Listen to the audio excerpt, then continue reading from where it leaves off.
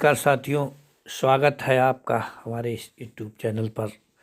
आज हम चर्चा करेंगे कुंभ मेले के इतिहास और उससे जुड़े विवाद और हर्षवर्धन की महानता पर। जो आज कुंभ की चर्चा हो रही है उसमें सबसे प्रमुख नाम जिसकी कहीं भी चर्चा नहीं है, जिसका कहीं जिक्र नहीं है, तो हर्षवर्धन को भी इसको हम जोड़ना चाहेंगे और इस नाम के महत्व को भी समझेंगे। कुंभ मेला जिसे दुनिया का सबसे बड़ा धार्मिक आयोजन माना जाता है, जो न सिर्फ आस्था का प्रतीक है बल्कि भारतीय संस्कृति और परंपराओं की गहराइयों को भी दर्शाता है। लेकिन क्या आप जानते हैं कि इसका इतिहास पौराणिक कथाओं और ऐतिहासिक घटनाओं से भी जुड़ा है? और हर्षवर्धन से इसके संबंध की सच्चाई क्या है? क्या कारण रहा इसके आयोजन के पीछे और कब कब इसका आयोजन हुआ? तो विस्तार से आज हम यात्रा करेंगे कुंभ मेला की। साथ ही ये भी आपको बताएंगे कि इसका शाब्दिक अर्थ क्या होता है और सिर्फ धार्मिक मान्यताएं नहीं बल्कि इतिहास के रूप में हमने कुंभ से क्या सीखा है और हम क्या सीखेंगे। तो बने रहिए हमारे साथ और आप यात्रा कीजिए कुंभ मेला की। आखिर कुंभ मेला क्या है, क्यों लगता है, किसने इसकी शुरुआत की थी, कब कब लगता है और कहाँ कहाँ लगता है। हम आज बात करेंगे सबसे पहले इसका पुराणों में क्या महत्व है। और धार्मिकता की चर्चा इसलिए ज़रूरी है कि आज आम जन इसकी सिर्फ धार्मिक मान्यताओं को ही जानता है, लेकिन इसके अंदर इतिहास क्या है, ऐतिहासिक पुरुष कौन कौन से हैं, इनकी बात हम क्रमशः करेंगे। लेकिन हमारा पहला खंड है, इसकी हम बात करेंगे सिर्फ पुराणों में वर्णित इसके महत्व को। तो कुंभ मेला की कहानी की शुरुआत समुद्र मंथन की एक कथा से होती है। हिंदू धर्म ग्रंथों के अनुसार जब देवताओं और असुरों ने अमृत पाने के लिए समुद्र मंथन किया, जो अमृत का कलश यानी कुंभ निकला, इस अमृत कलश को लेकर देवताओं और असुरों के बीच 12 दिनों तक संघर्ष हुआ। तो जो समुद्र से कुंभ निकला, तो कुंभ जैसा कि घड़ा, जिसका शाब्दिक अर्थ होता है, अब इसका वही कुंभ मेला, उसी घड़े के नाम पर इसका नाम रख दिया गया कुंभ मेला। समुद्र से क्या निकला इसको भी जानिए। अब जो घड़ा निकला था, तो उस 12 दिन उसको पाने के लिए असुर, जो यथाकथित असुर कहलाते थे और जो यथाकथित देवता कहलाते थे, उनके मध्य में इसको प्राप्त करने का जो विवाद हुआ, जो संघर्ष हुआ, जो झगड़ा हुआ, उसी को लेकर के इसकी सारी कहानी और कथा रची बसी गई है। अब जब उनके अंदर समुद्र के लिए, उसके लिए अमृत के लिए जब विवाद चल रहा था, घड़ा के लिए छीना झपटी हो रही थी, तो मान्यता है कि इसकी बूंदें 4 स्थानों पर गिरी। अर्थात छीना झपटी में जो कुंभ के अंदर से छलक कर अमृत गिरा, वो ऐसी जानकारी मिलती है प्रयागराज, हरिद्वार, उज्जैन और नासिक, इन्हीं 4 स्थानों पर कुंभ मेले का आयोजन होने लगा। अब हम बात करें कि आखिर ये 4 जगह हैं, फिर किस जगह कब पड़ता है, इसके पीछे क्या लॉजिक दिया जाता है। तो हम इसकी बात करेंगे कि कुंभ मेला का आयोजन ग्रहों की स्थिति के आधार पर किया जाता है। अर्थात इसकी जो मैपिंग होती है, इसका जो समय निकाला जाता है, वो ग्रह नक्षत्रों की गणना से निकाला जाता है। हर 12 साल में जब सूर्य, चंद्रमा और बृहस्पति विशेष राशि में आते हैं, तब ये मेला आयोजित होता है। ऐसा माना जाता है कि यहाँ स्नान करने से व्यक्ति के सभी पाप धुल जाते हैं और मोक्ष की प्राप्ति होती है। तो एक पक्ष आपने समझ लिया, जो हमारा धार्मिक पक्ष है, वो कहता है इन 4 स्थानों पर अमृत कलश से बूंदें गिरी अमृत की, और फिर उसकी गणना कैसी की जाती है कि एक विशेष राशि में, जो ग्रह नक्षत्रों को मानने वाले लोग हैं वो समझते होंगे कि ग्रह नक्षत्रों की जब चाल एक जैसी हो जाती है, या कोई ग्रह किसी विशेष ग्रह में प्रवेश करता है या उससे बाहर निकलता है, उसी आधार पर हर 12 वर्ष में ये लगता है। अब आयोजन जो है वहाँ की स्थिति के आधार पर होता है। अब 12 साल में जब चंद्रमा और बृहस्पति की बात यहाँ की जाती है, खगोल शास्त्री या जो ग्रह नक्षत्रों को जानने वाले हैं वो समझ सकते हैं कि क्या गति होती है, कब चंद्रमा बृहस्पति एक राशि में होते हैं। इसके पीछे बहुत कुछ समझना है, लेकिन इसका धार्मिक पक्ष जो है वो ये कहता है कि जब ऐसी स्थिति बनती हो तब जहाँ पर अमृत कलश से जो बूंदें गिरी थीं उसमें स्नान करने से, क्योंकि वो बूंदें नदियों में गिरी थीं, तो उसमें स्नान करने से व्यक्ति के सारे पाप धुल जाते हैं और वो मोक्ष को प्राप्त होता है। अब आगे क्या होता है, कुंभ इन 4 स्थानों पर 12 साल में बारी बारी से लगता है, अर्थात 12 साल में जो धार्मिक गणना के अनुसार जो संयोग बनता है तो वो एक स्थान के लिए अलग होता है, दूसरे स्थान के लिए अलग होता है। ऐसा नहीं होता है कि उन 12 वर्ष के बाद में चारों स्थानों पर मेला लगे या कुंभ का आयोजन हो। अब हम देखते हैं कि आखिर इसमें क्या होता है, कहाँ कब मेला लगता है। तो 2017 में जो मेला हुआ था तो यूनेस्को ने इसके बारे में क्या लिख दिया, उन्होंने कहा ये मानवता की अमूर्त सांस्कृतिक धरोहर का एक बहुत बड़ा जो है पैमाना है। और लिखा गया था कि एक दिन में 30 मिलियन लोग मेले में शामिल हो सकते हैं, ऐसा 2017 में यूनेस्को ने कहा था। लेकिन ये धार्मिक पक्ष था। अब हम एक जो हमारे इतिहास में जिनका वर्णन है, हर्षवर्धन, तो हर्षवर्धन के संबंध में हमें क्या जानकारी मिलती है, हर्षवर्धन और कुंभ में क्या संबंध है, इसके लिए हम अब चर्चा करते हैं। तो हर्षवर्धन और कुंभ मेले में जो ऐतिहासिक संबंध है उसमें पता लगता है कि 7वीं शताब्दी में सम्राट हर्षवर्धन भारत के एक बहुत ही महान शासक थे। उन्होंने प्रयागराज में हर 5 साल पर एक विशाल धार्मिक सभा का आयोजन किया जिसे महामौच पर्व कहा जाता था। इतिहास के पन्ने खोलते हैं तो उसमें पता लगता है कि राजा हर्षवर्धन अपने शासनकाल में हर 5 साल में प्रयागराज अर्थात इलाहाबाद में एक धार्मिक मेले का आयोजन करते थे और उस मेले को महामौच पर्व कहा जाता था। इस सभा में वे अपनी सारी संपत्ति दान कर देते थे, यहाँ तक कि अपने राजसी वस्त्र भी। इतिहास के छात्र हैं या इतिहास की जानकारी रखने वाले लोग जानते हैं कि हर्षवर्धन हर 5 साल जो भी उनको राजकोष से जो पैसा मिलता था, उनके पास जो भी संपत्ति होती थी, वो सारी की सारी वो गरीबों बांट देते थे।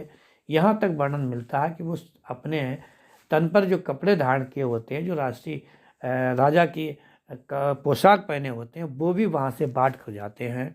और कहीं कहीं तो वर्णन मिलता है कि वहीं पर वो एक कपड़ा लपेट कर, अर्थात आधी धोती पहन करके आधी लपेट करके जाते हैं, अर्थात एक त्याग का बहुत अद्भुत नमूना वो पेश करते थे और हर 5 साल में वो एक बार ऐसा करते थे। ये है इतिहास का संबंध कुंभ मेले से। तब इसका नाम महामौच पर्व था, अब इसका क्या नाम है वो आपके सामने है। अब ये है, हमें पता कहाँ से लगता है हर्षवर्धन और कुंभ का जो संबंध है वो आखिर हमें पता कहाँ से लगा है। इसके लिए जब गहराई में जाएंगे आप तो देखेंगे कि चीनी यात्री वेनस्वांग ने अपनी किताब में इसका जिक्र किया है। उन्होंने कहा है कि हर्षवर्धन ने लाखों लोगों को आमंत्रित किया, ब्राह्मण, बौद्ध, भिक्षु, जैन साधु और अन्य धर्मों के भी धर्मावलंबी। हर्षवर्धन की दानशीलता और धार्मिक भावना ने भारतीय संस्कृति को समृद्ध किया। हालांकि ये आयोजन कुंभ मेले से अलग था। यदि हम देखें कि कुंभ मेला और हर्षवर्धन का महामौच पर्व, इनमें समानता क्या है, तो एक तो इसका नाम अलग था, दूसरी बात वहाँ पर क्या होती थी, धर्मनिरपेक्षता की बात होती थी। हर्षवर्धन के समय में भारत में जो भी लोग धर्मावलंबी थे उन सबको आमंत्रित किया जाता था। जो लोग आमंत्रण के लायक थे तो लगभग 1 लाख लोग वहाँ बुलाए जाते थे। और ऐसा वर्णन मिलता है विदेशी यात्री की किताब में, हेनसांग की किताब में, कि वहाँ पर जो है सभी धर्मों का आदर किया जाता था और सभी धर्मों के लोग वहाँ पर आते थे। तब इसका नाम कुंभ नहीं था।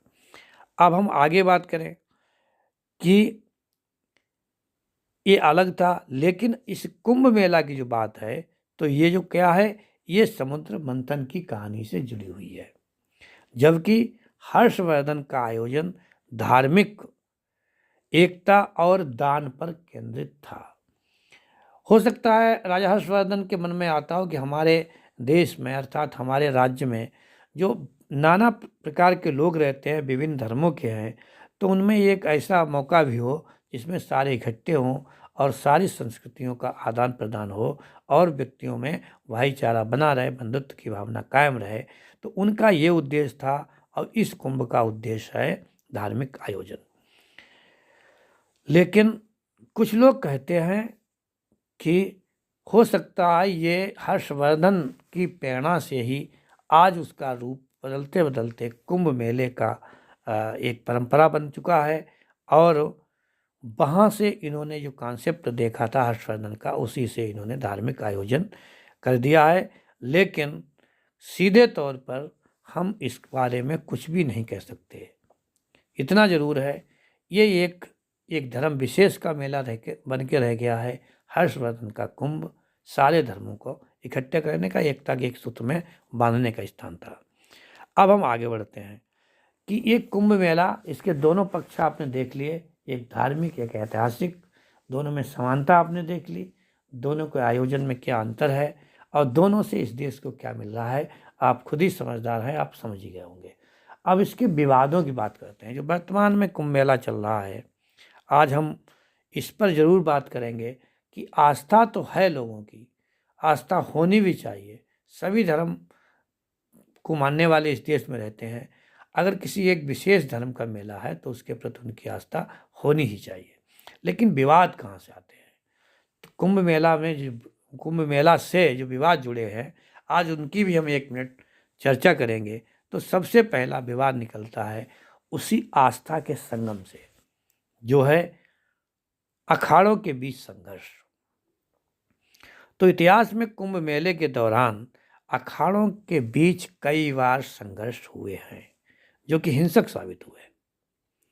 कहने को तो सारे अखाड़ों को बाहर से देखिए तो आपको एक ही रूप में मिलेंगे, सारे साधु संत होते हैं और उनका उद्देश्य तपस्या और मानवता कल्याण के लिए कुछ करना होता है। लेकिन उनके बीच में ही जो हिंसक झड़पें होती हैं, जो हिंसक वारदातें होती हैं, वो कुंभ मेला में विवाद का कारण बनती हैं। अब जो है 1310 में हरिद्वार कुंभ में महानिर्वाणी अखाड़े और वैष्णव साधुओं के बीच एक बड़ा संघर्ष हुआ। ऐसा ही 1760 में और 1838 के मेलों में हुआ। ये विवाद मुख्यतः स्नान के समय और प्राथमिकता को लेकर होते थे। अब कुंभ का आयोजन कितना प्राचीन है, धार्मिक रूप से देखें तब आप समझ पाएंगे, ऐतिहासिक रूप में देखें तो जो धार्मिक आयोजनों की बात की जाए तो उनमें जो विवाद हुआ है, उसमें सबसे पहला विवाद जो है 1310 ईस्वी में हुआ था। तो 2 अखाड़े आपस में लड़ गए। फिर जो है उससे आगे जब आते हैं तो 1760 में विवाद हो गया, फिर 1838 में हो गया।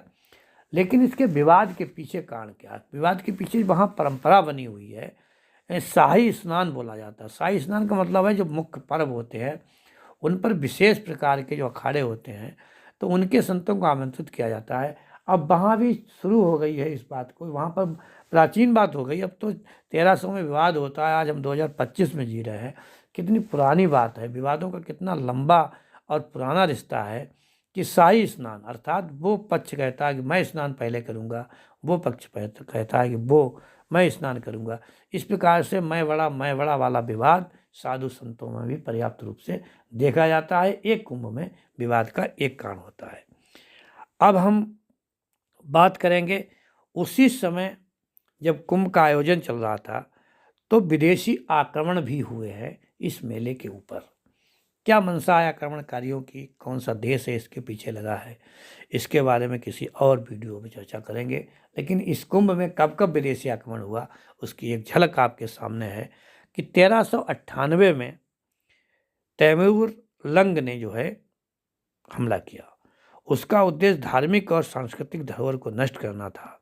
इसी तरह औरंगजेब के शासनकाल में 1666 में भी कुंभ पर हमला हुआ और ये आक्रमण आस्था पर चोट के समान थे। अब जो विदेशी लोग थे, जब वो देखते थे कितने लोग एक साथ इकट्ठे हैं, वो अपने धर्म विस्तार के लिए, चाहे वो धर्म विस्तार उसको कहा जाए या हमला कहा जाए या ये कहा जाए कि वो उनकी नासमझी थी, वो अच्छे व्यक्ति नहीं थे जो इस प्रकार के आयोजन पर हमला करते हैं। और फिर वो हमला किसी धर्म विशेष पर ना होकर के वो मानवता पर हमला साबित होता है और आस्था पर चोट लगती है। अब जो है दो कारण हो गए, एक तो साधु आपस में लड़े, विदेशी लोगों ने हमला किया।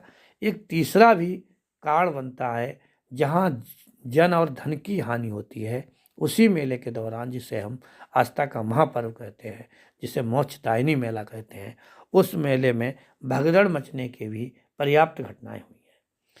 तो पहली घटना होती है 1954 में, जब 800 लोग, वो लोग जो श्रद्धालु थे, जो श्रद्धा लेके आए थे, जो उस स्नान से, उस अमृतमयी स्नान से मोक्ष की तलाश में आए थे, वो 800 लोग असमय ही भगदड़ के कारण काल के मुंह में समा गए। फिर ये घटना फिर रिपीट होती है 2003 के नासिक कुंभ में। क्या होता है, और ऐसी ही घटनाएं पाई गई, वहाँ भी भगदड़ हुई। फिर ये सिलसिला नहीं थमा, फिर 1986 में हरिद्वार में भी भगदड़ हुई। और ये जो भगदड़ होती है वो हमेशा नासमझी और सुरक्षा के पर्याप्त कारणों के न होने के कारण होती हैं। तो इस हमेशा से सवाल उठते रहे उन सरकारों पर, उन संस्थाओं पर जो कुंभ मेला के आयोजन के लिए जिम्मेदार हैं, और सवाल उन पर भी उठने चाहिए जो लोग आस्था के नाम पर वहाँ पर सारे नियमों को ताक में रख देते हैं, वहाँ पहुँचते हैं। तो कुंभ मेला के विवाद कम नहीं है, साधुओं का झगड़ा, विदेशी आक्रमण, उसके बाद में खुद भगदड़ और नासमझी। अब हम इस समय की बात करेंगे, जो इस समय कुंभ चल रहा है उसमें क्या हुआ था। जो सबसे नियरेस्ट जो 2021 में कुंभ था, और 2021 में था तो उसमें कहा था कोविड महामारी चल रही थी, उसके बीच में इसका आयोजन हुआ। कई तरह के विवाद हुए, क्योंकि जब सारे देश में लॉकडाउन था, जब हमारी जनजीवन अस्त व्यस्त था, जब हमारी सारी व्यवस्थाएं धरी की धरी रह गईं, उस बीच में मेले का आयोजन होना, उसके बाद उसे स्थगित किया जाना, ये कितना ठीक था। इसमें आप देखते हैं कि फिर आस्था और सुरक्षा के बीच में एक विवाद का कारण बना, और फिर विज्ञानवादियों ने सवाल उठाए कि कोरोना जैसी महामारी है, फिर ये आयोजन बंद क्यों किया गया। क्योंकि वहाँ तो स्नान करने से मोक्ष प्राप्त होती है, वहाँ तो अमृत की धारा बहती है। लेकिन कुल मिलाकर के वो भी एक विवाद का कारण बना। कुंभ मेले की कड़ी में एक और विवाद जुड़ गया कि कोरोना जैसी महामारी में इसका आयोजन क्यों हो रहा है और आखिर क्यों इसको स्थगित करना पड़ा। अब हम दूसरा एक कारक देखते हैं, जो पर्यावरणीय प्रभाव है। कुछ लोग जो प्रकृति को समझते हैं, जानते हैं कि प्रकृति हमारे लिए कितनी आवश्यक है, आखिर हमारा जनजीवन कैसे उससे प्रभावित होता है, वो लोग कहते हैं कि यहाँ पर लाखों लोग स्नान करते हैं, और जो नदी के किनारे जो जो नदियाँ हैं, पवित्र नदियाँ, उनके किनारे जब आवास बनते हैं, क्योंकि एक महीने का कल्पवास होता है, उस कल्पवास में जब भारी मात्रा में लोग इकट्ठे होते हैं तो उनकी जो रोज़ की आवश्यकताएं हैं, जो उनका खान पान है, उनका जो दैनिक क्रियाएं हैं, उनके कारण जो कचरा उत्पन्न होता है। क्योंकि वैसे सामान्य दिनों में नदियों के किनारे रहने कोई नहीं जाता, लेकिन एक विशेष पर्व पर, एक विशेष महीने में, एक विशेष अवसर पर जब वहाँ इतने लोग स्थायी रूप से रहने लगते हैं तो जो कचरा उत्पन्न होता है वो जल प्रदूषण का एक बहुत बड़ा कारण बनता है। और प्रशासन उतने अच्छे कदम नहीं उठा पाता है, हम उतने अच्छे से नहीं रह पाते हैं कि हम अपनी आस्था की आड़ में प्रकृति पर चोट ना करें, अर्थात जीने लायक पृथ्वी को बनाए रखें, जल को पीने लायक बनाए रखें। तो ये भी एक विवाद से स्वरूप ही है। पर्यावरण संतुलन बिगड़ता है, जलीय जीवन पर संकट आता है और वो पानी फिर पीने योग्य नहीं रह जाता है।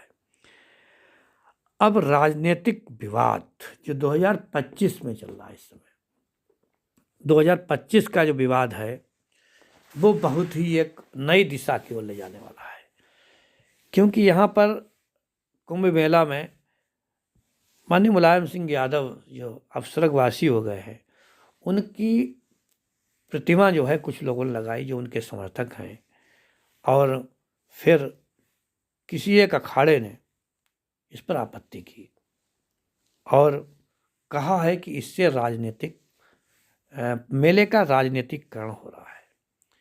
और फिर एक विवाद ने एक दूसरे और बड़े विवाद को जन्म दिया कि यदि किसी की फोटो लगाने से, किसी की प्रतिमा लगाने से यदि मेले का राजनीतिकरण हो रहा है, फिर जो अन्य लोगों की फ़ोटो लगी है, पोस्टर, बैनर, कटआउट, ये व्यक्ति भी तो राजनीतिक हैं। तो ये विवाद ने एक नए विवाद का जन्म दिया और कुंभ मेला धीरे धीरे राजनीति का अखाड़ा बनता जा रहा है, जो कि देश के लिए अच्छा नहीं है। अब हम बात करते हैं फिर क्या हुआ कि आखिर भविष्य में जो कुंभ मेला होगा उसके बारे में सरकार को चाहिए कि जो ऊपर विवाद की स्थितियां बनी हैं वो ना बने, और एक नया विवाद जो कि संभव हुआ है इस जो है डिजिटल दुनिया से, जो सोशल मीडिया से जो विवाद फैल रहा है, उस पर भी अब नज़र रखनी होगी। उस पर निपटने के लिए, उससे निपटने के लिए भी अब हमें सहारा लेना पड़ेगा कुछ नए प्रकार के प्रबंधों का। अब आपने देखा कि IITN बाबा जी वो अब वायरल हो रहे हैं। तो बात ये थी कि वहाँ पर आप आस्था की स्नान करने गए थे, मोक्ष प्राप्त करने गए थे, या उन लोगों को तलाश करने गए थे जो सबसे ज़्यादा पढ़े लिखे हैं या जो धार्मिक भावनाओं को बढ़ा रहे हैं। ये भी एक सवाल है कि आस्था को आस्था बना रहने दो। वहाँ कोई किसी नौकरी के लिए इंटरव्यू नहीं था, वहाँ कहीं ऐसी भावना नहीं थी कि कौन व्यक्ति का व्यक्तिगत रूप में क्या आचरण है, उसको इतने तेज़ी से वायरल करना, इतनी तेज़ी से उस पर बात करना देश के लिए ठीक नहीं है। दूसरा एक विवाद हुआ उसी में कि वो एक लड़की दिखाई जा रही नीली आंखों वाली।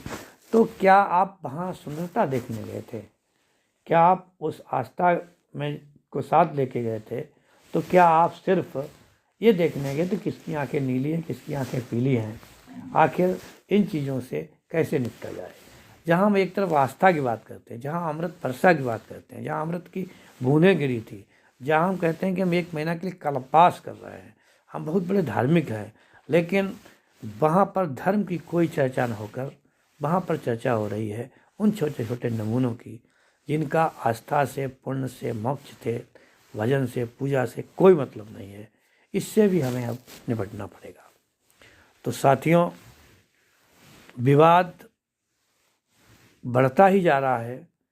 इस प्रकार के विवादों से बचने के लिए हम आम लोगों को भी सावधान रहना चाहिए, प्रमोट नहीं करना चाहिए उन चीज़ों को जो कि हमारी आस्था पर चोट करती हैं या जिनका कुंभ मेले से कोई मतलब नहीं है, न डायरेक्ट में ना इनडायरेक्ट में। तो साथियों, ये था मेरा छोटा सा विवरण कुंभ के ऊपर, और हम चाहते हैं कि कुंभ मेला सिर्फ एक धार्मिक आयोजन है, वो धार्मिक आयोजन रहे।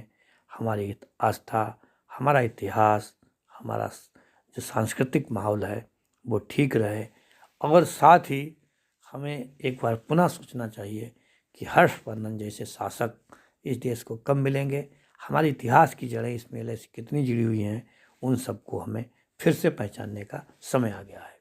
कैसा लगा साथियों आपको कुंभ यात्रा? यदि आपको अच्छी लगी हो तो अपने मित्रों से इसको शेयर करें, वीडियो को लाइक करें, चैनल को सब्सक्राइब करें। कल फिर मिलते हैं एक नई जानकारी के साथ, एक नई घटना के साथ। तब तक के लिए जय हिंद, जय भारत।